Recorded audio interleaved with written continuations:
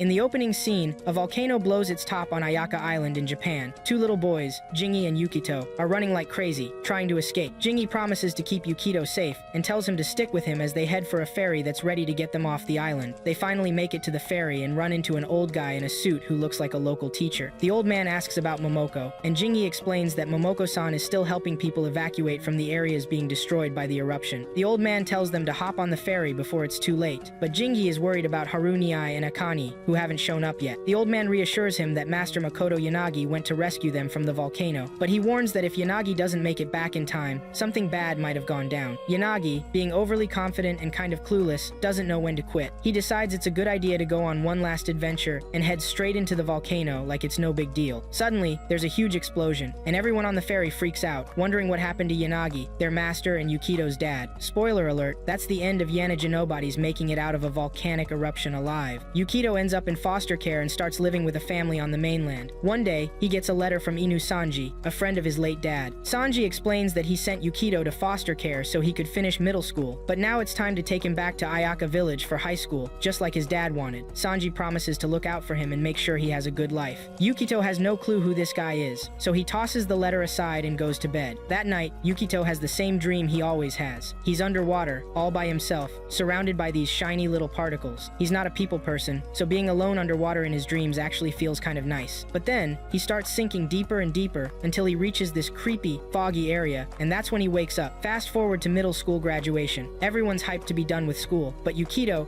as usual, keeps to himself. While he's packing up his stuff, a teacher, Sensei, comes in to congratulate him. She asks him what's next, and Yukito, being the loner he is, says he's heading back to his hometown because his dad's friend told him to. Sensei thinks it's kind of messed up that they left him in foster care all these years and are only now showing up to take him back. But Yukito doesn't stick around to hear her sob story. He just walks off. The foster family has always been nice to him, but Yukito's lonely life is pretty much on him since he never bothered to connect with anyone. When Yukito steps out, he spots some loser chugging booze like a total waste of space. He wonders who the hell this lowlife is but doesn't really care that much. Feeling like the loner he is, Yukito keeps walking. The drunk dude notices Yukito and stumbles over to him, saying he's been waiting for him. Yukito, not exactly thrilled about some random drunk guy reeking of alcohol, shoves him away. But the drunk guy doesn't back off and suddenly shoves Yukito into the river. As Yukito starts drowning, it feels eerily like the dreams he's been having. His eyes start glowing this faint blue light, and he's freaking out, clueless about what's happening. Just before he's about to go under for good, the crazy drunk guy who pushed him in suddenly uses some kind of spell to pull him out of the water. Yukito is still trying to figure out who this lunatic is when the guy traps him in a magical bag. Turns out the drunk guy is Jingi, but since it's been years, Yukito doesn't recognize him. Jingi uses his magic bag to haul Yukito onto a ship in the middle of the ocean. Yukito loses it, yelling like a maniac, but Jingi tells him to chill. Jingi explains that they're heading to Ayaka Island, where Jingi is taking him home. He also mentions that Sanji, the old guy who sent Yukito a letter, asked him to do this. Jingi adds that Yukito's dad was not only a master but also like a father to him. Eventually, they arrive at the second Ayaka Island, where they're picked up by Mokoto, who's the landlord of Yukito's childhood home, as well as the mayor of Ayakashima City. Also, there is Sanji, Yukito's guardian. They give Yukito a warm welcome, and without wasting time, they hit the road toward the first Ayaka Island. On the way, Yukito spots a flying fish and gets curious about what kind of creature it is. When they finally reach home, Yukito still doesn't remember anything. They show him a picture of his late father, but Yukito isn't sure if the man was actually his real dad. Mokoto explains that Yukito's father was a lay master, someone who maintained balance on Ayaka. Yukito, clueless as ever, asks what lay means. Jingi breaks it down, saying lay, people are folks with special abilities, kind of like them. Yukito then asks if that's how Jingi managed to stuff him in the bag earlier. This question ticks off Mokoto, but Jingi quickly brushes it off, saying they were just messing around. Yukito starts thinking his own special ability might be the one he sees in his dreams, but Sanji shoots him down, saying all Yukito has right now is brute strength, and not even the basics figured out yet. Yukito asks about his mom, but no one can give him any answers. He wants to know why they suddenly showed up after leaving him at the foster home for years. Sanji explains that it was his dad's last wish before he passed away. Yukito agrees to move in with them, and they take him to his new room. When he gets there, he spots this weird flying fish thing outside his window and wonders what it is. Jingi walks in and tells him it's called a mitama. He says it's harmless, and that there are a bunch of them all over the island.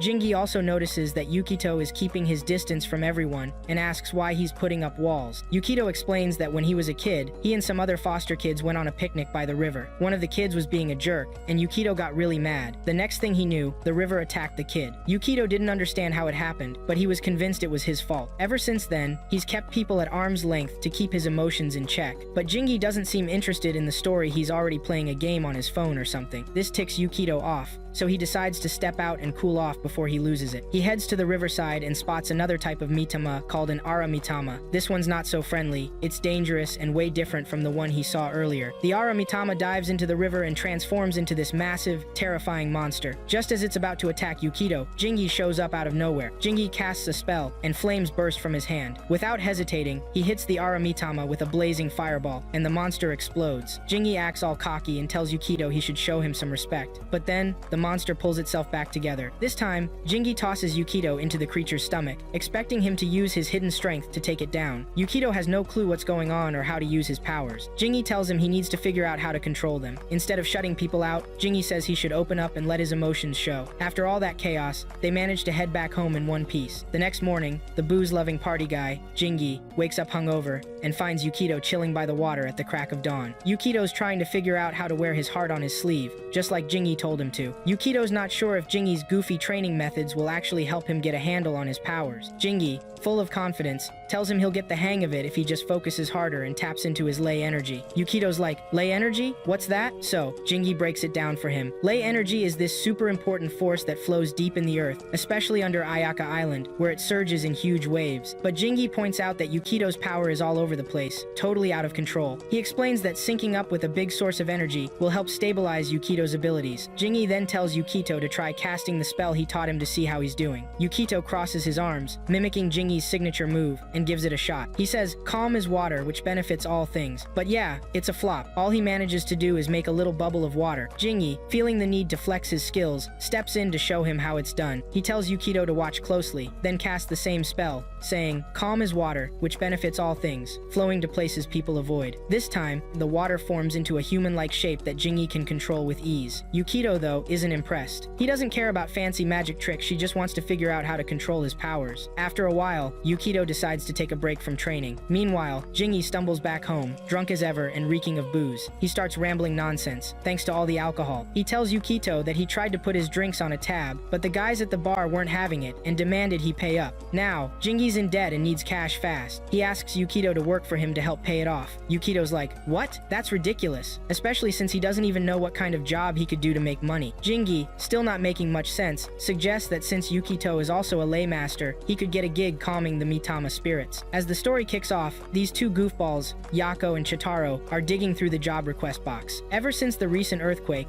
there's been a spike in Era Mitama showing up, so they've been getting slammed with job requests. They pull out a new request, and Yako grabs it, saying he's gonna handle it. But Chitaro's not cool with that, and the two boneheads, who are students of Kurama Sensei, start squabbling over the card like kids fighting over candy. While they're busy tugging at it, Jingi shows up and snatches the card from Yako. The boys are super ticked and call him broke, but Jingi just brushes it off, saying he's not doing it for cash, he's just using it as training for Yukito. Then Jingi introduces Yukito to the two knuckleheads, saying he's the son of the late, legendary lay master, Makoto Yanagi. He adds that Yukito's back in town to train in lay mastery and tells them to hurry over to the third island to clean up the shrine's yard or something. Chitaro thinks they should tell Kurama Sensei right away that Yukito's here. On the way, Yukito asks Jingi, his lumberjack-looking master, about the two guys. Jingi calls them low-level grunts from Kasen Shrine, but thinks they'd make decent friends since they're all about the same age. Yukito's not so sure, saying his powers could stir up some drama if he gets too close. But Jingi shrugs it off, figuring since those two airheads are lay masters too, they can probably handle it. Then Jingi explains that Kasen Shrine is the go-to place for anything Aramitama related, and their head priest, Kumura Harauki, is actually his senior. Jingi's pretty sure that if he asks, Harauki will agree to train Yukito. The job they pulled is about calming down a Mitama that's been popping up in the canal lately. Mitama are basically chunks of life that come from lei energy. Normally, they're harmless, but if they get corrupted, they turn into Aramitama and start causing chaos. Right on cue, the Aramitama that's been lurking in the canals shows up out of the river. Yukito's not sure what to do, but Jingi tells him to stop overthinking and just jump into it. It's all part of his training. He promises to step in if Yukito can't handle it. But before Yukito can even react, Jingi's already bolting toward the east like some scared little kid. Yukito takes off after the idiot, and the water-formed Mitama starts chasing both of them. Yako and Shitaro rush over to their sensei, Kurama, to let him know that Jingi has kidnapped Yukito, Mikoto's son, and is up to no good. On top of that, Jingi even swiped a job request. Meanwhile, the Aramitama is still chasing Jingi and Yukito, but unexpectedly, it runs past Yukito and zeroes in on Jingi. To escape, they both dive into a river. On the other side of the river, there's an old man fishing. Suddenly, his hook snags something heavy. It's Jingi and Yukito. The old man assumes Jingi's drunk again, but Jingi, looking like a total mess, says they're being chased by the Aramitama, which is why they jumped into the river. The old man tells him to deal with the Mitama ASAP. Jingi explains that's exactly why he's risking his neck on this job. Yukito feels like they're at a major disadvantage going up against something this powerful. Jingi figures they'll have to pull out their trump card. They spot the Mitama in the river again, but it's just sitting there, not moving yet. They're confused about why it hasn't attacked. Jingi suggests Yukito act as bait, which makes Yukito furious. He snaps, wondering what kind of teacher uses their student as a decoy. They start arguing until the Aramitama finally notices them and charges straight at Jingi. Panicking, Jingi yells at Yukito to do something. Yukito tries out a spell he's been practicing, and this time, it actually works. The spell hits the Mitama right before it attacks Jingi. With the Mitama weakened, Jingi uses another spell to pacify it. Afterward, Jingi starts bragging and running his mouth, but then they notice the Mitama is filled with water and some booze cans, the kind Jingi's always drinking. Yukito gets suspicious and asks Jingi what he was up to last night. Jingi admits he was out drinking with friends, showing off his lay power. He demonstrated his water control spell, but got so wasted he doesn't remember what happened after that. Yukito pieces it together. Since water spells can absorb moisture and sustain themselves, the Mitama might actually be the water control spell Jingi summoned while showing off. That would explain why it's been chasing only him. Suddenly, the Mitama reforms and starts chasing Jingi again. Luckily, Kurama shows up just in time. He casts a spell on the water-based Aramitama, fully pacifying it. Yukito thanks Kurama for saving them. Kurama mentions that the last time he saw Yukito, he was just a little kid, but Yukito doesn't recognize him. Kurama formally introduces himself as Kurama Harauki and explains that he studied directly under Yukito's father. When they get back home, Kurama fills Mikoto in on the trouble Jingi caused. Mikoto is surprised, so Kurama explains that if lay mastery spells aren't cast properly, they can accidentally create openings for Mitama to form. Mikoto asks about Jingi, and Kurama says he's being punished by picking up all the booze cans scattered around the island. Mikoto suggests they have dinner without him since he won't be back anytime soon. During dinner, Kurama watches Yukito eat and comments that he hasn't changed. Abithe's still a fan of curry, just like when he was little. Yukito seems impressed by Kurama's spell on the Mitama. Kurama explains that Mitama go on violent rampages because they're suffering. When they're exposed to negative energy and lose control of their powers, they turn into Aramitama. Pacifying them restores them to normal. Jingi and Yukito are cruising over to the first island of Ayaka, riding this wild marine liner, which is basically a train skimming across the sea. Yukito's totally geeking out over how cool it is, like he's some small town kid seeing the big city for the first time. Jingi's not even phased he's been there, done that. He remembers being just as hyped 10 years ago when he first hopped on the marine liner. He tells Yukito that everyone loses their mind the first time they ride it, but after a while, it's just another ride, and the excitement wears off. Yukito, though, is still pumped and asks if the train runs on some kind of magic spell. Jingi explains that the tracks are probably juiced up with lay mastery magic, but the train itself runs on good old diesel. They finally roll up to this fancy mansion owned by a guy named Sanji, who's on the first island. Sanji thinks Yukito's getting the hang of island life and asks him how he's liking Ayaka. Yukito, thinking back to his run-in with the crazy Aramitama, says the island's kinda out there. Sanji tells him to chill and take his time. He's sure Yukito will settle in eventually. Then, Sanji tells Jingi to show Yukito around, but Jingi, being the slacker he is, says he's got business to take care of, which apparently means hitting up the casino and pachinko parlor. Sanji suggests Yukito take a breather, but Yukito decides to tag along with Jingi anyway. The two wander around the first island, which is buzzing with lifetons of food, stalls, and music everywhere. Jingi explains that the first island is all about good eats and tunes, calling it Ayastic. Yukito keeps hearing this word Ayastic and is curious about what it means, but before he can ask Jingi, the guy's already wandered off. Yukito tries to track him down and suddenly hears Jingi arguing with some old dude selling chicken thighs. Turns out Jingi's trying to snag some broiled chicken thighs, but the seller isn't having it, saying they're already reserved for someone else. Funny thing is, the seller's totally cool with giving the chicken to Yukito for free, just not Jingi. The old guy tries to push some skewers on Jingi instead, but Jingi's being stubborn. Yukito grabs the skewer, drags Jingi away from the stall and gets them out of there before things get even weirder. Yukito asks Jingi how he found out about the spot, and Jingi says his buddy, Maki-san, told him about it. Yukito's confused, wondering how Jingi has friends on the first island when he's always hanging out on the second island. Jingi, being his usual cocky self, brags that he's got friends everywhere. The first island feels like a tourist hotspot to most people, packed with musicians and street performers. They spot a street performer floating on a balloon, soaking up the crowd's applause. Out of nowhere, Jingi vanishes again. Suddenly, the balloon starts spewing black smoke, and everyone's freaking out. The clueless performer tries to get closer to the balloon, but Yukito already knows it's an Aramitama. Things are about to get wild, and Yukito needs Jingi's help, but the fool is nowhere to be found. The Mitama isn't as massive as the ones on the second island, so Yukito figures he can handle it. Then, out of the blue, a guy with pink hair shows up and starts blasting the Mitama with a gun until it collapses and disappears. Yukito's like, who the hell is this guy, and why is he shooting Mitama with a gun? Turns out, the pink-haired dude is Ibuki-san, but he tells Yukito to call him Aka. Yukito remembers hearing about Aka from Mokoto. Aka is one of Yukito's dad's students, but unlike the others, he doesn't pacify Mitama. Instead, he straight up kills them using either his gun with special spell bullets or his lay power. Aka takes Yukito back to his place and tells him to chill. Coincidentally, Jingi strolls in, and Yukito's like, what are you doing here? Jingi, acting all casual, says he came to check on Maki-san, but since Maki was busy, he decided to whip something up for himself. Yukito's annoyed at how laid back Jingi is, but Aka steps in to calm him down. Jingi then asks Yukito what he's doing with Aka, and Yukito explains that Aka saved his butt in the tourist area when an Aramitama attacked. Yukito's curious about the techniques Aka used on the Mitama. Unlike Kuruma and Jingi, who pacify Mitama and turn them back to normal, Aka's power makes the Mitama disappear completely. Aka says it's because instead of calming the Mitama down, he straight up destroys them. Yukito's confused, wondering why Aka doesn't just chill them out like Jingi and Kurama do. But Aka explains that a lot of tourists visit the first island, and since the Aramitama are dangerous, they need to be taken out to keep people safe. While they're talking, Ibara shows up to let Aka know they've found the main body of the Aramitama.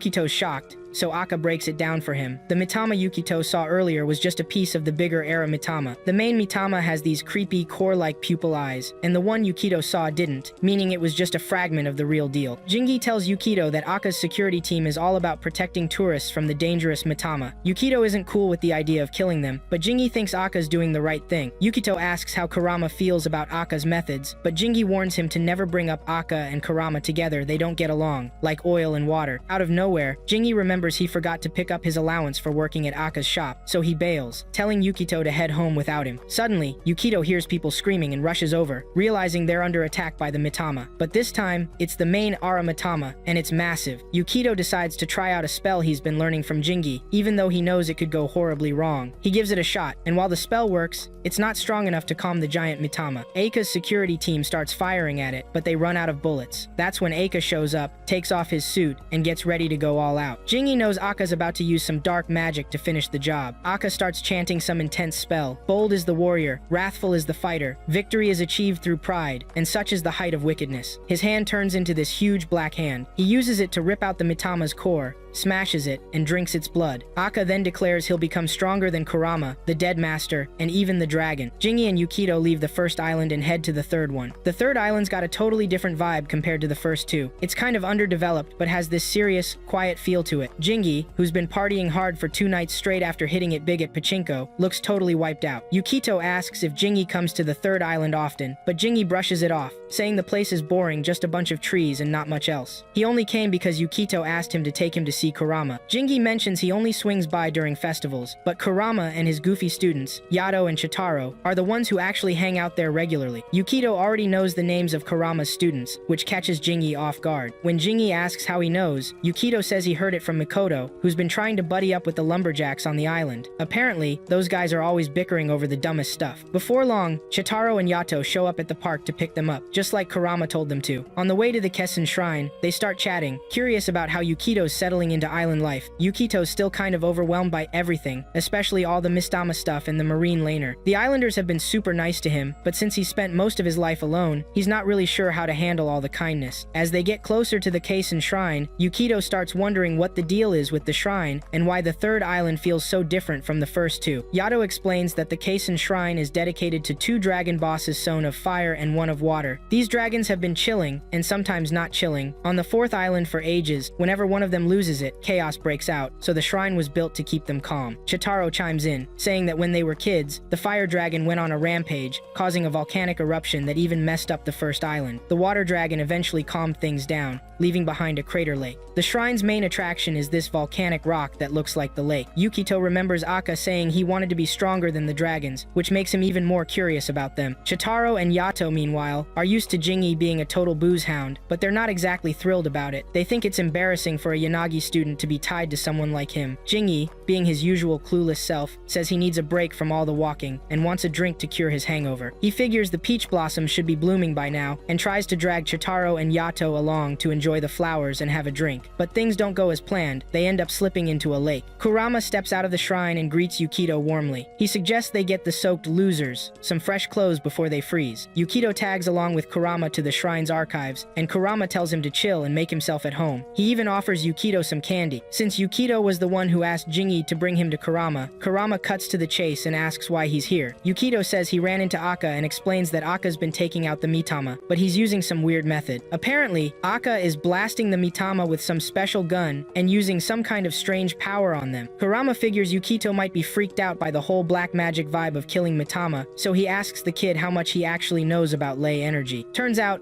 Yukito doesn't know much, just the basics that his shady master Jingi told him. All he's got is that ley energy flows under the earth, and ley masters tap into it to do their thing. Kurama thinks that's pretty surface level stuff, and starts wondering if maybe he should step in and be Yukito's teacher instead of leaving him with the useless Jingi. Kurama shows Yukito the first, second, and fourth islands, explaining that Ayaka Island has a massive current of ley energy running underneath it. He tells Yukito to focus and close his eyes to try and feel it. Ley energy is everywhere, but Ayaka is practically bursting with it. On the mainland, you might catch faint traces of it in old shrines, special trees, or rocks, but Ayaka is on a whole other level. Kurama breaks it down. Ley masters borrow this energy to cast spells. He also mentions the Mitama bubbles floating around the island. They're harmless most of the time, but if an area gets all messed up or stagnant, they can turn into Aramitama, which is bad news. Yukito remembers Aka eating a Mitama after killing it and asks why he did that. Kurama explains that Aka was trying to absorb the Mitama's power, but by doing so, he's basically corrupting himself, which is a big no-no for a ley master. While they're talking, those two goofballs, Yato and Chitaro, call Yukito over, saying they've got something to talk about. Meanwhile, Jingi shows up to chat with Kurama. Kurama asks Jingi about Aka, and Jingi says Aka doesn't look too great after eating the Mitama. Still, Jingi being the clueless guy he is thinks Aka's doing it because he doesn't want more people to die. Kurama disagrees, saying that no matter the reason, it's not the right move. Nature's law is that everyone dies eventually, and everything goes back to the ley energy. Kurama decides he needs to whip Jingi into shape so he can be a better master for Yukito. That way, Yukito won't have to keep coming to Kurama with questions about ley energy and Aka. Chitaro and Yato take Yukito to their training spot to show off their skills and powers, hoping to impress him and become friends. Yukito has always wanted to be friends with them too, but he's been scared of losing control of his powers and accidentally hurting them. Since Yukito is the son of their master's master, the boys figure he must have some serious potential, and they think it'd be perfect for him to train under their master as well. At the training garden, Chitaro and Yato try to win Yukito over by flexing their powers. Chitaro goes first, casting a spell that makes a small tree sprout from the ground. Not to be outdone, Yato casts his own spell, and another tree, about the same size, pops up. The two knuckleheads start arguing over whose tree is bigger, trying to one-up each other to impress Yukito. Before things get heated, Yukito steps in to calm them down. They're still convinced he's got some hidden talent, so they ask him to show off his powers too. Yukito hesitates but finally casts a spell. To everyone's shock, a massive tree with blooming flowers starts growing out of control. Yukito can't stop either. His powers are still too wild. The tree keeps growing, and the boys start freaking out, begging him to stop it. Luckily, Jingi happens to be nearby. He steps in and teams up with Yukito to cast a spell that finally halts the tree's growth. Once the tree stops, Jingi, as usual, starts bragging about how awesome he is and then takes off. Chitaro and Yato are blown away by Yukito's power and beg him to stick with them and train under their master. But since Jingi helped him out, Yukito decides to stick with Jingi instead. Yukito's been grinding away at learning how to use and control ley energy spells. He's getting better, but he's still not hitting his full stride yet. He casts a spell by saying, "A fish isn't meant to leave the water," which creates a strong water barrier. Normally, you're supposed to start by sending out the ley energy and then pulling it back, but Yukito does it backward and, honestly, that's fine. Jingi tells him to lift the water barrier over his head, and then, like the carefree drunk he is, Jingi climbs up the water barrier bubbles as part of Yukito's training. The goal is to help Yukito control the ley energy and stop it from going haywire. Suddenly, there's this earthquake-like rumble on Ayaka Island, and Yukito freaks out, losing loses focus, and the water barrier crashes down. The next day, Yukito talks to Makoto about the earthquake, but Makoto brushes it off, saying Ayaka is a volcanic island, so earthquakes are no big deal. Yukito thinks Mokoto should be more worried, but Mokoto explains that there are emergency plans in place to evacuate if a big one hits. While they're chatting, Jingi shows up, but instead of adding anything useful to the conversation, he asks Mokoto for money, kind of like an annoying little brother always begging for cash. Yukito's not thrilled about it, but Makoto hands over the money anyway and tells Jingi to say hi to Yanagi-sensei. Jingi shamelessly takes the cash and tells Yukito they're heading to visit his dad's grave that day. When they get to Yukito's dad's grave, they find a bunch of Mitama spirits messing around. Jingi grabs a broom, shoos them away, and starts cleaning up the grave. Afterward, Jingi, being the drunk he is, pulls out some booze. Yukito's confused and asks what's going on, because it all seems pretty weird to him. Then, 2 women and an old bald guy show up at the grave to pray for protection from the earthquakes. They've brought snacks and drinks with them, but Jingi, acting like a gatekeeper, tells them they have to hand over their snacks and drinks if they want access to the grave. They think it's ridiculous, but go along with it anyway. Meanwhile, Yukito's just standing there, not sure how to react or join in. The old bald guy tells Yukito that 10 years ago, they survived a massive volcanic eruption thanks to his dad. Yukito asks what his dad did, and the old man realizes Jingi hasn't told Yukito much about his father. Jingi explains that 10 years ago, a fire dragon caused the volcano to erupt. The earthquakes happening now are because the fire dragon is getting stronger. Yukito asks why the fire dragon is getting so powerful, and Jingi explains that 15 years ago, the lake on the 4th island dried up, and for some reason, the fire dragon's rival, the water dragon, disappeared. This threw off the balance between the 2 dragons, and the fire dragon started growing out of control, kind of like how Mitama spirits turn into Ara Mitama when they lose balance. If nothing changes, the volcano on the 4th island will erupt again, and all of Ayaka will sink into the ocean. That's exactly what almost happened 10 years ago. But Yukito's dad, Master Makoto, stepped in. He performed a dragon pacifying ritual and managed to suppress the fire dragon's raging power. Thanks to him, the island was saved, and peace was restored. Turns out, the safety of the whole island rested on Yukito's dad's shoulders. Ibara walks by looking all kinds of upset. Jingi tries to say, hey, but she doesn't say a word and just keeps it moving. Jingi heads over to her family's grave to pay his respects, since it's also the anniversary of her parents' death. Yukito starts wondering if she's mad because they're out here celebrating on a day that's supposed to honor her parents. Turns out, Ibara accidentally dropped her key near the graveyard, and Yukito finds it. He figures they should head to the first island to give it back to her since she's probably gonna need it. Jingi, always looking for a chance to hustle, agrees to tag along. While they're on their way, they bump into these 2 clowns, Yako and Chitaro. Yukito's like, what are you 2 idiots doing here? And they say they're patrolling Ayaka Island after the little earthquake to make sure everyone's good. Then they ask Yukito and Jingi why they're on the first island, and Yukito says they're just returning some lost property. The 2 knuckleheads assume they're taking it to the police station and offer to tag along, but Yukito corrects them, saying they're dropping it off with Ibara at Ayaka Security. The second they hear Ayaka Security, they're out, since their boss doesn't exactly get along with those guys. When they get to Ayaka Security's shop, Aka, aka Dinner Gauze, is just about to head out. They tell him they're there to return something, but Aka, who's got this whole crazy Mitama killer vibe, isn't trying to hear it. He tells them to talk to his worker, Mikata, and warns them to be careful on their way back because things could get dicey. They explain to Mikata that they found Ibara's key at her parents' grave and wanted to apologize for partying on such a heavy day. Yukito, being curious, asks what happened to Ibara's parents. Mikata breaks it down. Years ago, a fire Ara, Mitama got so out of control, it burned down a whole house. Aka tried to save everyone, but it didn't work out, and Ibara lost her parents that day. Mikata goes on to say that people's lives and the actions of the Mitama are all tied to the flow of ley energy. That's just how their world works, and you might as well accept it with a smile. But not everyone can do that. A lot of people can't, so they take out their anger by hunting down the Ara Mitama. Mikata tells Yukito he should personally give the key to Ibara. He mentions that Ibara is shy but a good kid overall, and then calls her over to the shop. Yukito hands the key to the timid Ibara, and she thanks him, saying losing the key would have caused her a ton of trouble. Out of nowhere, the shop starts shaking, and they assume it's another earthquake, but Jingi says it's actually a fire Mitama with a ton of fire energy. Ibara has a habit of acting impulsively whenever she hears about a Mitama, so she bolts out of the shop to track down the useless creature that killed her parents. Things are looking bad, so Jingi tells Mikata to call Aka before the situation spirals out of control. Aka heads to Sanji to let him know that an Ara Mitama is attacking in the middle of the tourist district. Even though Aka managed to take down the Mitama using his black power, he explains to Sanji that the first island is getting dangerous, and everyone will need to evacuate soon. Meanwhile, Mikata gets a call from Mitama reporting that there's an Ara Mitama in the D Ward, the tourist district. The fire Ara Mitama is already torching a house, and a little girl is trapped inside. Jingi quickly casts his spells and rescues the terrified girl. Ibara, on the other hand, is still running toward the Aramitama, so Jingi tells Yukito to chase after her. When Ibara finally reaches the fire Aramitama, it's about to attack two random kids. She jumps in and tells them to scram. The fire Aramitama then turns its attacks on Ibara, but she keeps throwing spells and dodging its moves. She's getting emotional and refuses to back down because she's determined to avenge her parents' deaths. Unfortunately, she's not strong enough to take on the Mitama. Just as the fire Aramitama is about to finish her off with a massive fire attack, Yukito shows up in the nick of time. He blocks the fire attack with a water barrier spell he learned from Jingi. Yukito throwing up that water shield to protect Ibara totally brings back memories of how Aka had her back when the fire Aramitama went berserk and killed her parents. While Yukito's holding off the fire Aramitama's attack, he checks in with Ibara to see if she's okay. But then, those two clowns, Chitaro and Yako, show up. Honestly, they're so useless it's almost funny. The fire Mitama's not giving up, though it keeps blasting fire at Yukito's barrier, but it can't break through. Yukito tries another spell, saying something about calm water, helping everything and flowing to places people avoid. But since he's still learning, his spell isn't strong enough to take the Aramitama down. The Mitama keeps cranking up the heat, and the barrier's starting to struggle. Yukito tells Ibara and the two idiots to make a run for it, saying he'll figure out his own escape before the Mitama gets him. But Ibara's not having it. She says if they run, the Mitama will just chase them, and innocent townsfolk will get caught in the chaos. She's like, I got this, casting a spell with some line about human knowledge and heavenly ways, and she jumps over Yukito's water shield, going straight for the fire Mitama with her glowing hand. But the Mitama's way too strong, and it smacks her back like she's nothing. Ibara's tough though. She tells Yukito to back her up, then charges up and goes at the Mitama again. As expected, the Mitama counters her attack, so Yukito steps in with another spell, saying something cryptic about fish and water. This time, a heavy water barrier slams into the fire Mitama, holding it off for a bit. Just as those two useless fools, Chitaro and Yako, start hyping Yukito up for his spell, the fire Mitama powers up again. The two losers are so scared they're about to wet themselves, but Ibara's not backing down. She says, as lay masters, they're not supposed to run from the Mitama. That seems to snap Yukito out of it, and he decides to stand his ground too. He tells the two goofballs to step up and lend him their strength so they can take on the fire era Mitama together. Surprisingly, they agree. The four of them link up,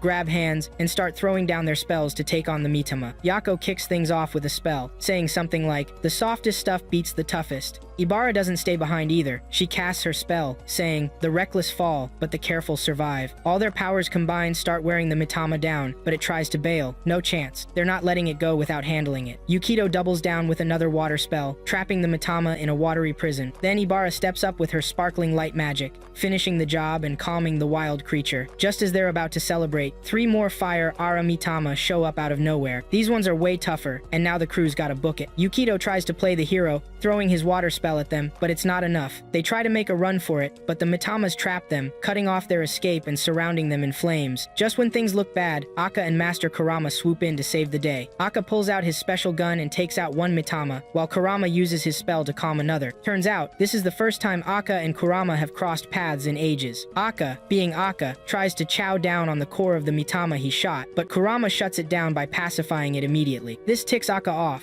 and he snaps at Kurama to stay out of his way, blaming their master's death on everyone being weak. The last Mitama, which is seriously strong, absorbs the power of the dead and pacified Mitama to level up. Kurama casts another spell to calm part of it, while Aka blasts away to snag the core for himself. Like always, Aka makes his move to grab the core, but Kurama blocks him with a magic blade. Not one to back down, Aka counters with his light magic to cancel out the blade's effect. Things escalate when Aka starts casting his black power spell, and Kurama warns him that eating the Mitama's core might mean he can't turn back into a human. Kurama fires off another spell. Aka claps back with his own spell, saying, even storms end when morning comes, it's just nature's way. It's chaos as the two start duking it out. Suddenly, Jingi shows up, drunk as usual, perched on a pole. He casts his own spell, calming the core that's causing all the drama between Aka and Kurama. Then he tells the two to knock it off, warning them that their students might start crying if they keep acting like fools, claiming he saved everyone's lives. The kids aren't having it, roasting him for showing up late like a lost dog, only to steal the spotlight. After all that, Yukito takes a moment to thank Ibara, praising her for staying strong even when it felt like they were done for. He says he's looking forward to teaming up with her again, and she shares her contact info with him. Ibara also tries to share her info with Yako and Shitaro, but because of the tension between their master and Aka, they feel like they need to get permission first. After some real talk, they finally agree to exchange contacts. In this episode, Mokoto starts spilling the tea to Yukito about what went down 10 years ago on Ayaka Island. So, one day, Aka, Kurama, and their boss, Mikoto, roll back home after handling some wild Aramitama business. But Aka got banged up pretty bad during the fight. Mikoto Mikoto doesn't think it's a big deal though, so he tells Makoto to whip up some food and grab a first aid kit for Aka. Back then, Jingi and Yukito were just little kids, so they weren't allowed to tag along with Mikoto to deal with the Aramitama. Mikoto patches up Aka and tells him it's no biggie, he just needs to chill and rest up. Kurama, though, starts throwing shade, saying Aka underestimated the Ara miasma and jumped in too quick. Aka gets ticked off because, in his mind, he was just covering for Kurama, who left himself wide open like a total rookie. They start bickering, but Makoto shuts it down real quick, saying it's not cool to fight in front of little Yukito. He doesn't want the kid's empty head getting filled with violent nonsense. Yukito, being clueless, asks if the two knuckleheads are fighting, but Jingi, the lazy bum, brushes it off, saying they're just getting along. Mikoto laughs it off with them, and everyone moves on. Later, Kurama gets to work on some spell training and rituals. He starts talking about how the raging supreme beings across the land were told to chill out, and the ones who didn't got kicked out. Even the rocks, trees, and grass stopped whining and went quiet. Then, the emperor left his throne in the high heavens, parted the clouds, and came down to rule Japan. He set up a capital in the middle of the land and built a fancy palace where he ruled peacefully, blessed by the supreme beings of his ancestors. While Kurama's grinding away, Jingi, the lazy idiot, shows up and gives them props for working hard. But Aka's not having it, and tells Jingi to quit slacking and join the training since he's a lay master too. Jingi, being the useless clown he is, says he's a secret weapon and doesn't need to train like some soldiers signing up for a death mission. Mikoto overhears this nonsense and gives Jingi a solid kick to the head to knock some sense into him. Aka hits up Master Mikoto and asks if Kuruma can take charge of the dragon calming ritual, but Mikoto's like, nah, the kid's not ready yet. Calming a dragon is next level tough.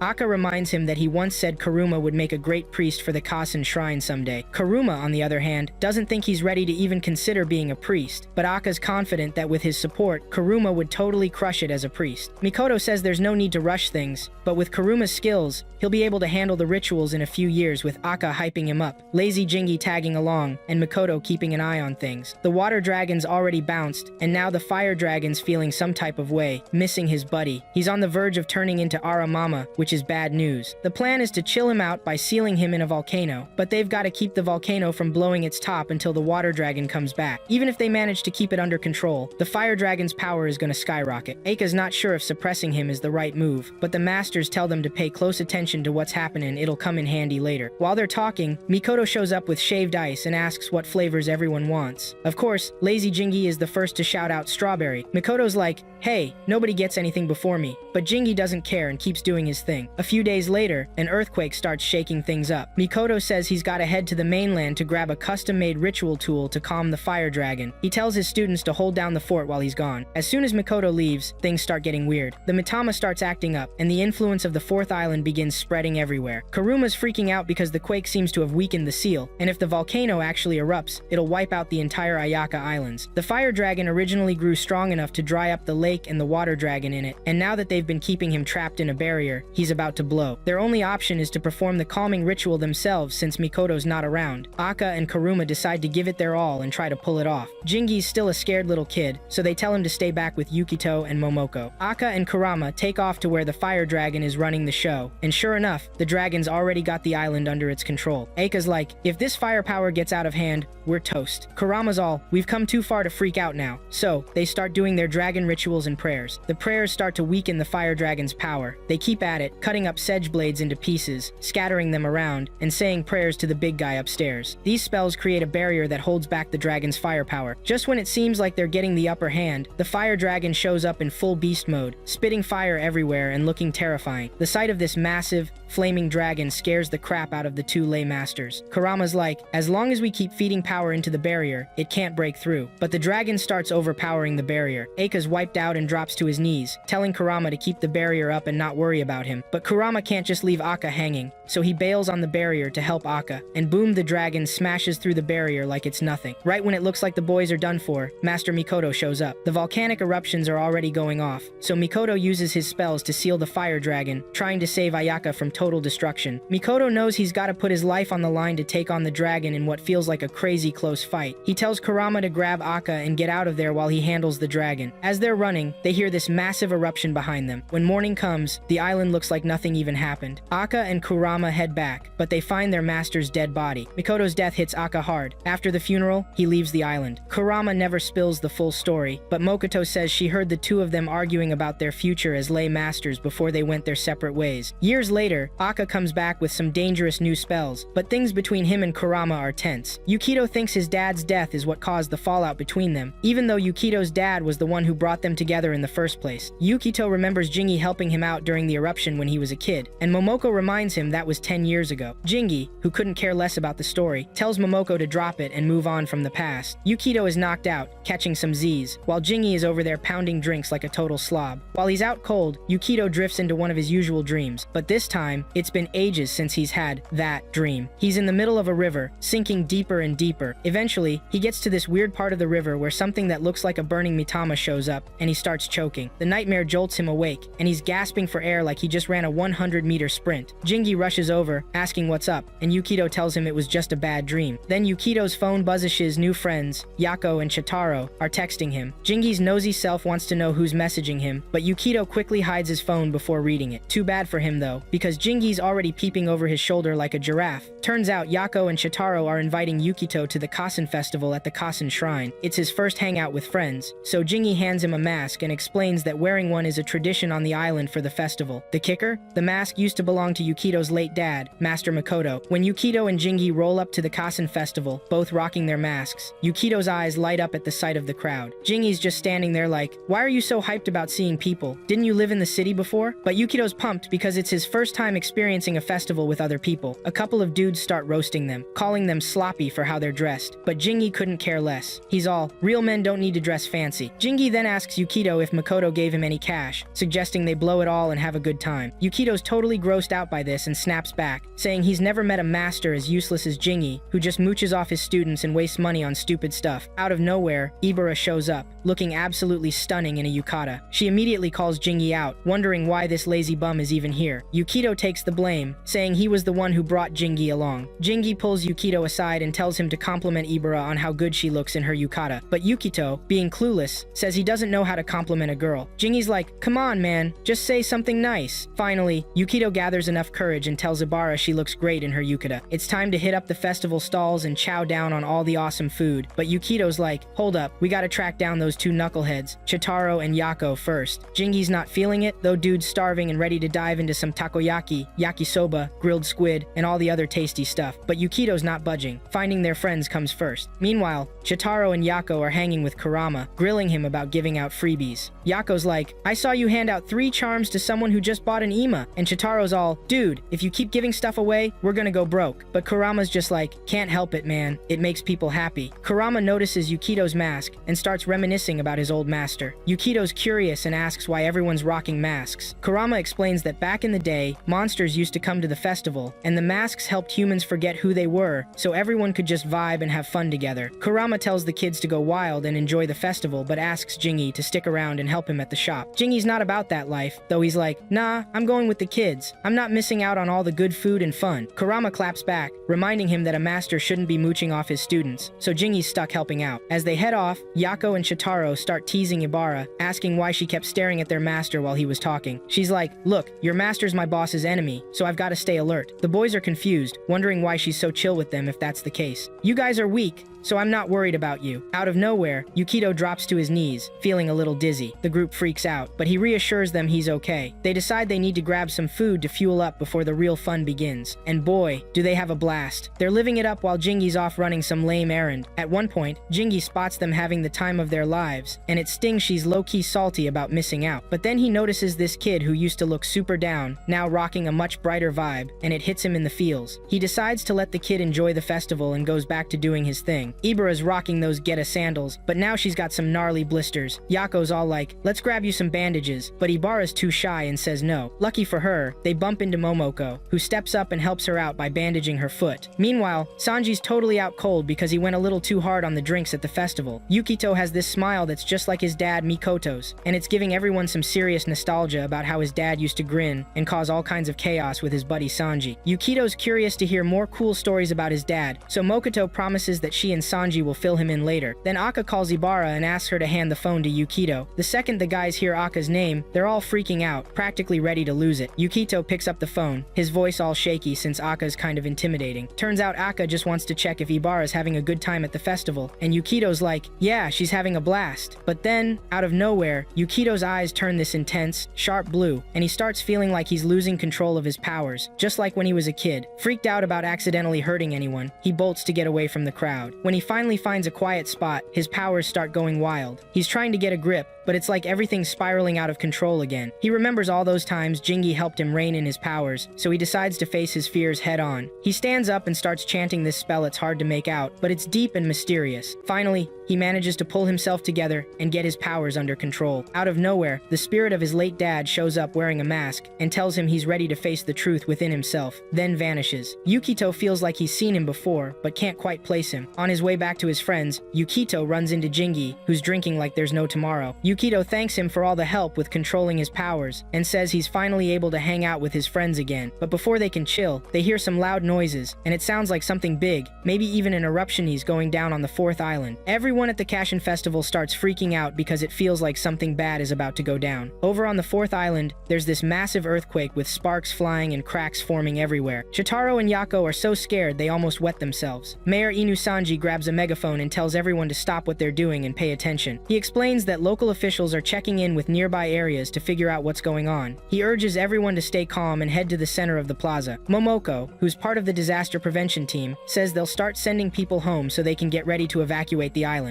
The earthquake on the 4th island is so intense that it's shaking things all the way to the 1st, 2nd, and 3rd islands. Everyone's on edge, including the Kasen Shrine's black magic folks, Aka and Kurama-sensei. In the middle of all this chaos, Jingi randomly asks Yukito if he likes or hates the island. It's a weird time to ask, but Jingi insists on an answer. Yukito says he likes the island because he's been able to make friends and actually talk to people, unlike back on the mainland. Jingi laughs and says he likes the island too. Then, out of nowhere, Jingi crosses his arms like he's about to cast a spell and vanishes. The next day, there's an announcement from the school on the 2nd island about the earthquake that hit the night before at 8 p.m. Residents are told to calmly head to the evacuation site. The earthquake is still raging on the 4th island, and its effects are being felt everywhere. Yukito's eyes suddenly turn this deep blue color, hinting at some kind of superpower, but it makes him feel dizzy. Momoko shows up just in time to give him his stuff so he can hop on the one-chome boat to evacuate. But Momoko can't leave yet because Jingi hasn't come back, and Yukito decides to stay behind too since he's worried about Jingi. Momoko asks Yukito to help out with a few things while they wait. Meanwhile, Ayaka's disaster prevention department is getting flooded with calls from residents. One of the staff members tells Mayor Inu Sanji that they've confirmed the 2nd island is safe and ready for evacuation. This news gives Sanji a bit of relief. Yukito checks to make sure everyone from his group is there, and they're all set to head out. Momoko reminds him to keep an eye on the older folks as they get on the boat. The ground starts rumbling again, and people are freaking out, but Momoko calms them down, saying everything's going to be okay. Things are going pretty smoothly with the evacuation on the 2nd island, but Sanji is stressing big time about the 1st island. The fiery energy there has taken over the island's natural energy, which might trigger attacks from the Ara Mitama. Meanwhile,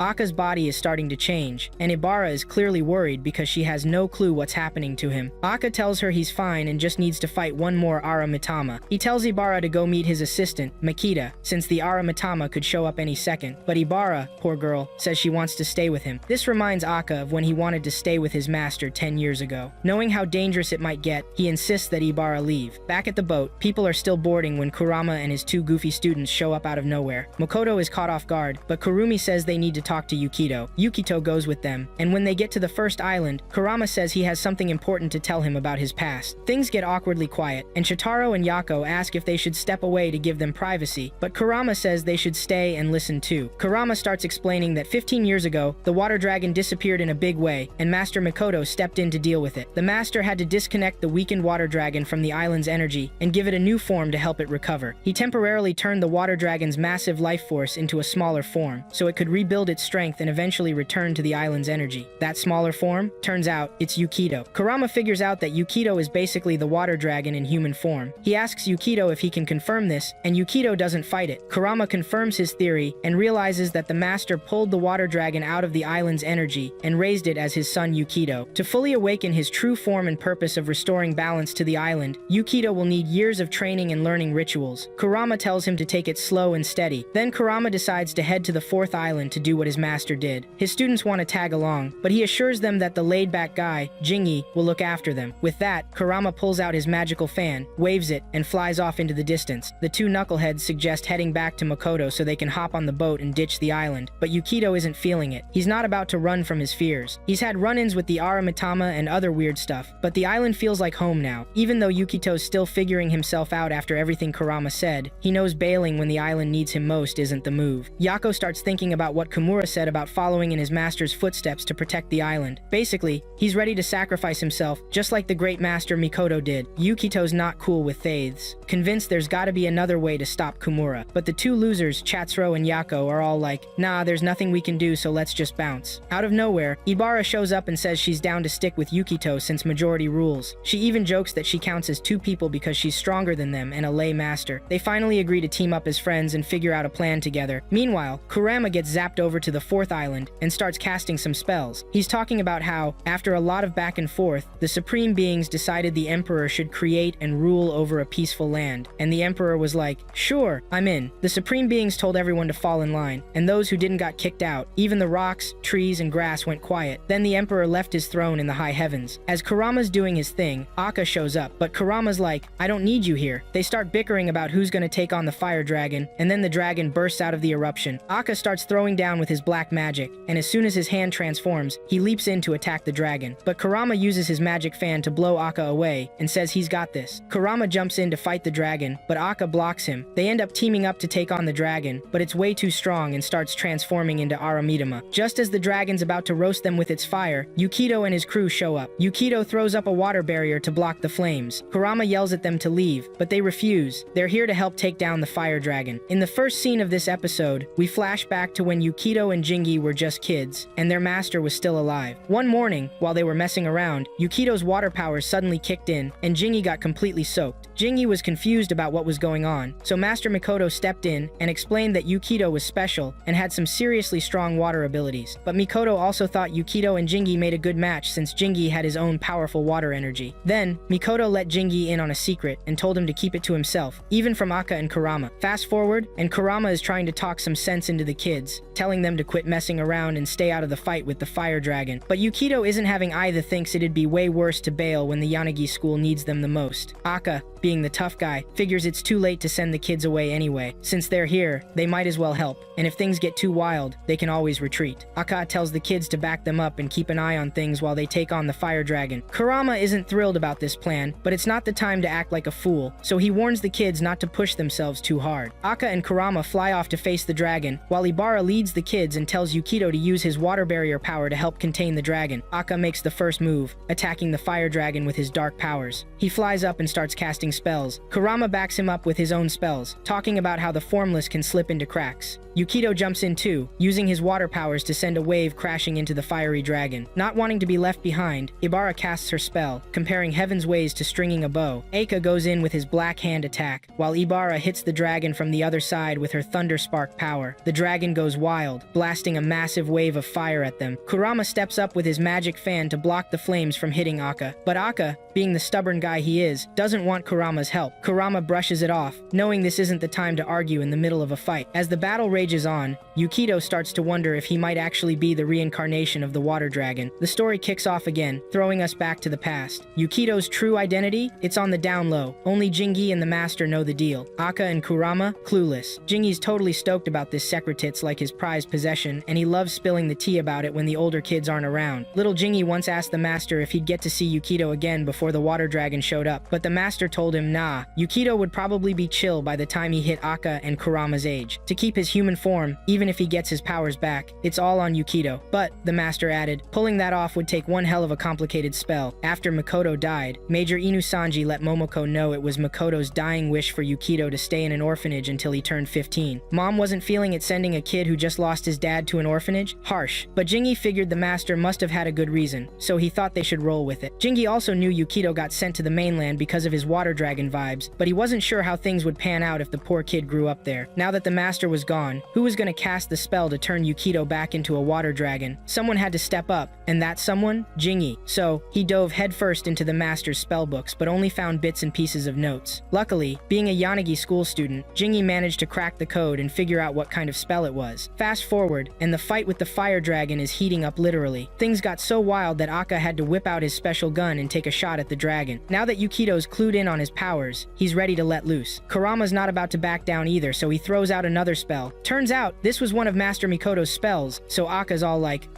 what's about to go down? The spell's supposed to seal the fire dragon back into the ground, but nope, the dragon busts right through it. The spell's a dud, so Aka tries again, saying, victory comes from pride, and pride comes from wickedness. After that, Aka morphs into this demi-human dude with horns, but even in his new form, he can't take the dragon out. The fight's looking way too big for the kids to handle, so Kurama's thinking he might have to use his magic to get them out of there before it all goes sideways. But the kids? They're not about to bail. Yukito's feeling like total trash, wondering why he's so useless even though everyone keeps hyping up his supposed powers. Then, out of nowhere, Jingiya, the drunk guy who never seems to care, shows up at the scene. We're thrown back in time a little. Jingi had read this wild story about a hermit who gave up his life to bring balance back to Ayaka Island when a fire dragon went berserk because the water dragon lost its mojo. Fast forward, the same chaos happens again, and now Master Mikoto has to step up and do what the hermit did, sacrifice himself, and put his own spin on the legendary spell. Mikoto raised a water dragon like it was his own kid, and brought its strength back. Jingi wasn't sure if his master's version of the spell would cut it, but hey, it was all he had, so he had to trust it. Problem was, someone still had to actually cast the spell since Mikoto was gone. If no one did, the island would go to hell unlivable, just like before. And guess what? That someone had to be Jingi. Luckily, Jingi didn't have much tying him down, no family, just a couple of loose connections. Giving up his life for the island's peace wasn't really his vibe, but he felt like he owed the place for raising him, so he made a deal with himself. He'd live life on his terms, have fun, and go out with no regrets. That's why he started partying hard and drinking like there was no tomorrow. Fast forward 10 years, Jingi shows up to pick up Yukito on his graduation day. He had figured Yukito would grow up to be all moody and dark, but after hanging with him, he realized the kid was actually pretty genuine. Yukito's smile hit Jingi right in the feel-sit, made him think, yeah, I could die for this kid. Jingi had lived the way he wanted, so he wasn't scared of regrets. But when the moment finally came, he was shook at how much he didn't want to die. Still, he loved Yukito and Ayaka Island so much, he was willing to go through with it. Jingi then asks Yukito if he wants his full water powers back. He promises he can make it happen since he's figured out the spell. Yukito, being all about protecting Ayaka Island, tells Jingi to go for it if he's really got the juice to pull it off. So, Jingi taps into a massive amount of lei energy and breaks it down for Yukito. To restore the water dragon, a big shot lei master needs to act like a bridge, connecting the dragon's soul to the lei energy. Jingi tells Yukito to jump into the lei energy swirling around them, but Yukito's all, wait, what happens after that? Jingi keeps it real and says that, just like the hermit, he's gonna sacrifice himself so Yukito can get his water powers back. Without giving Yukito much of a choice, Jingi pulls him into the lei energy pool. Yukito's powers get restored, and Boomhei transforms into a full-blown water dragon. So it's a showdown between the water dragon and the fire dragon. Yukito, who's turned into a water dragon, goes all out, throwing a whole squad of water dragons at the blazing fire dragon. The fire dragon fights back, trying to shake off the water's effects. Yukito's water dragon wraps itself around the fire dragon, but the fire dragon keeps dodging and squirming to break free. Meanwhile, the two goofballs, Chataro and Yako, are losing their minds, shocked that Yukito's strong enough to control the water dragon. The fight is intense, with the water dragon hammering the fire dragon, but the fire dragon still manages to spit some flames. It's a full-on clash, and Chitaro's yelling like a maniac, hyping Yukito up. But Ibara's freaking out, worried about what'll happen if Yukito loses. The dragons keep smashing into each other, but Kurumi thinks it's less about destruction and more like they're trying to find balance through all this chaos. No regular human could handle this kind of mess. The fight drags on, and now Aka and the gang are on edge, unsure if Yukito will survive or even turn back into his human form. Kurama figures there's nothing they can do except watch and hope for the best. After a brutal back and forth, the fire dragon finally calms down, its rage neutralized, and peace is restored. With the fire dragon subdued, Yukito heads over to Jingi, who's sprawled on the ground like a lifeless log. Yukito tells the drunk fool to get up before he catches a cold, but it's too late, Jingi's already dead. Yukito keeps talking to him, hoping he'll wake up, but Jingi gave up his life to cast the spell that restored Yukito's power. Word spreads to First Island that the fire dragon's been taken care of, and everyone's partying like it's the end of World War III. But Jingi's death hits hard for Yukito, Aka, Ibara, Kurama, and his crew of lumberjack students. Ibara and her boss, Aka, head home looking totally crushed over losing Jingi, the scapegoat of it all. Mitaka notices Aka's down in the dumps for the first time ever and asks Ibara what's up. Ibara says she'll explain everything once they're inside. Yukito's feeling pretty down after losing someone he now sees as a brother. Kurama decides to follow the kid home, worried about his mental state. When they get to the house, Momoko, who's been stressing over Yukito and Jingi, finally breathes a sigh of relief. She figures Yukito would be happy after calming down the fire dragon, but instead, he looks super bummed out, which gets her curious. She asks about Jingi, and that's when she gets hit with the bad news. It's like everything's falling apart for the family, and people start showing up to pay their respects to Jingi not as a loser, but as a hero. Even the guy who used to sell booze to Jingi mentions how Jingi baked him a cake to settle his debts. Turns out, the guy had no clue Jingi was preparing for his own death. Ibara, Chitaro, and Yako get together to share memories of Jingi, but honestly, they can't think of a single good one. Jingi was kind of a mess when he was alive, hopeless, and addicted to alcohol. Still, they don't hate him for it.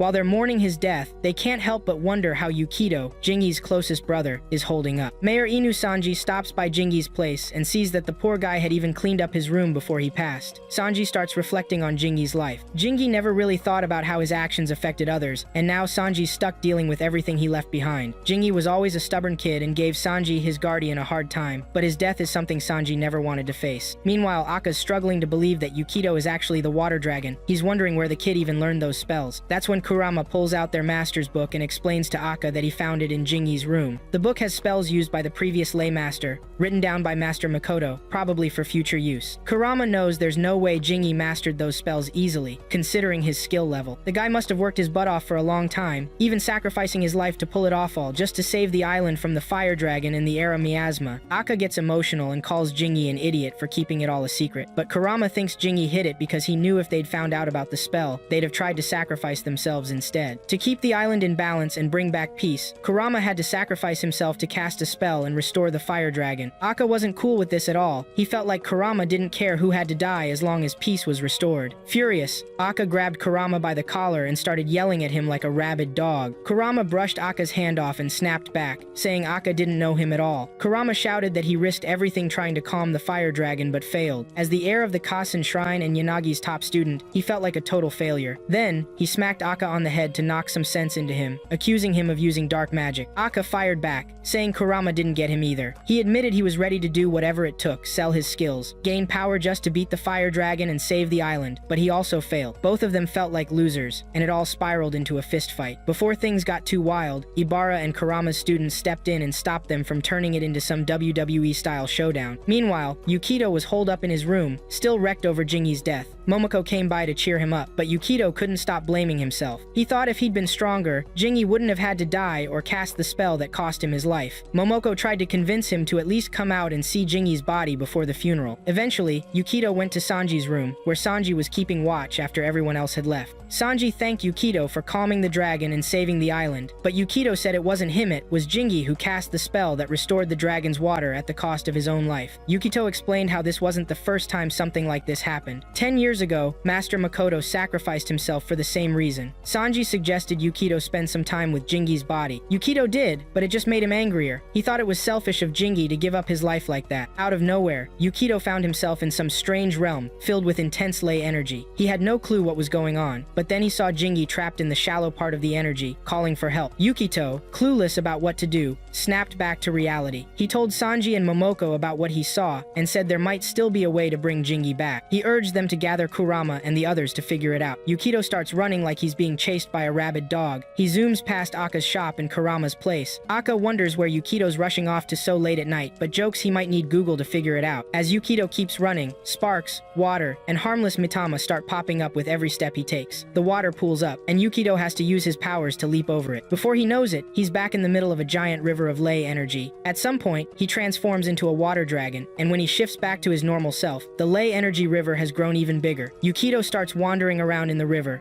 looking lost. He spots some Mitama floating in the energy and wonders if this is where all life flows together, or if the ley energy itself is the chain that connects everything. Yukito knows he has to find Jingi in the ley energy and get him back, even if it means dragging him out by the scruff of his neck. He swims deeper into the ley energy, heading toward its densest part. Suddenly, he spots a core mantle, but it vanishes just as quickly as it appeared. Confused, he hears a deep, raspy voice out of nowhere. When he turns around, he's shocked to see his late father, Makoto, wearing a mask and speaking in riddles. It doesn't take Yukito long to figure out who's behind the mask. Makoto explains that Yukito's human form is a reflection of his own self-image, and all of this wouldn't have been possible if Yukito had grown up on Ayaka Island with him. Yukito asks his father what he's doing in the river of ley energy energy. Makoto explains he's been keeping the fire dragon in check until the water dragon Yukito awakened. Now that Yukito's powers have kicked in, Makoto says Yukito has become more important than he is. He admits there was a risk Yukito would have been consumed by the fire dragon's influence if he'd grown up near it, so Makoto made sure he was raised as a regular human far away from the island. This distance weakened Yukito's connection to the fire dragon and allowed him to grow into someone who could understand and connect with the island's people. Makoto says that if things had been different, they could have stayed together, but this was the only way to protect him. Makoto then asks Yukito why he's in the ley energy. Yukito explains he's looking for Jingi and asks if his father has seen him. Makoto knows where Jingi is and mentions he's clinging to a landmark Yukito left behind, but he warns that Jingi might have been swept away by the massive ley energy. This freaks Yukito out, and he begs his father to take him to Jingi. Reluctantly, Makoto agrees to help. However, the ley energy starts pushing back, making it harder for Yukito to move. Makoto tells him to stay calm and keep his cool, or he'll get separated from him. Yukito realizes he can't force his way through because the Mitama in the ley energy could turn into Ara Mitama if he does. So, Yukito uses a spell Jingi taught him, and seeing this makes Makoto proud, knowing Yukito learned something valuable. Regaining his composure, Yukito continues his journey with his father, determined to find Jingi in the depths of the ley energy. As the story kicks off, the island starts shaking like crazy. Even though the fire dragon's been calmed down, Yako feels like the land is hers to claim. Out of nowhere, Ara Mitama shows up, but the guys are ready to throw down to keep it from messing with their master, who's busy doing rituals and chanting spells tied to Yukito. Right when they're about to attack Ara Mitama, a gunshot rings out. It's Mr. Aka. Aka takes it down with his magic-infused gun, and the Ara Mitama goes down like a burnt-out matchstick. Ibara asks where Yukito is, and Shitaro says he went to the ley to save Jingi, who's stuck in the ley's energy. But Aka doesn't think Yukito can make it back from all that intense ley energy. Yukito knows it's nuts to dive into the ley energy, but he jumps in anyway. What a reckless dude. More Aramitama show up, and Kurama thinks his ritual is attracting them from the ley energy. Aka says if that's the case, he's not letting any of them interfere with Kurama's ritual. Yukito and Makoto finally reach Jingi, who's crying like a baby for help since he's getting swept away by the ley energy. Yukito grabs him and calls him out for dying and leaving everyone else to grieve. He thinks it's selfish to die without thinking about how it'll hurt his people. Jingi says he had no choice but to sacrifice himself for his folks. But Makoto smacks him and tells him there were other ways to handle it instead of throwing his life away. Makoto explains he left a spell for emergencies and even told Sanji to bring Yukito to the island when he turned 15. If the water dragon inside Yukito didn't awaken in time, they were supposed to prepare to burn the island down instead of letting anyone sacrifice themselves. Jingi argues that it's easy for a big-shot hermit to say that, but regular people have their own struggles and emotions. The conversation starts dragging, so Jingi cuts to the chase and asks Yukito how he's planning to bring him back to life since that's why he jumped into the ley energy in the first place. Yukito isn't sure it's even possible to bring someone back from the dead, but Makoto is confident it can be done. Yukito gets caught up in the ley energy and doesn't know how to get back to the island. Luckily, Major still knows the way because Yukito broke his seal when he entered the ley energy, but Major says it'll take 40 to 50 years to get out. This ticks Jingi off since he's eager to get back, so he tells Makoto to stop with the hermit talk. Yukito spots a bright light in the distance and suggests they follow it. Makoto, happy to have had this chat with his guys after so long, gives them his blessing and tells them to head back to Earth. Meanwhile, Kurama keeps working on his rituals to bring Jingi and Yukito back. Suddenly, he senses the guys are moving toward the surface, so he calls Aka to step in and use his black magic to pull them out. Aka has to stick his black magic-infused hand into the ley energy to drag them out. The process is tough as hell since it takes a ton of power and effort. Ibara, Yako, and Shitaro start praying for Yukito to make it back alive. Aka slowly starts pulling Yukito out of the ley energy, but the fire dragon shows up to block it doesn't want the water dragon to leave. Yukito, as the water dragon, promises the fire dragon he'll come back, so it lets them go. Yukito makes it out alive, and Jingi's lifeless body, which was lying at home like a piece of deadwood, suddenly springs back to life.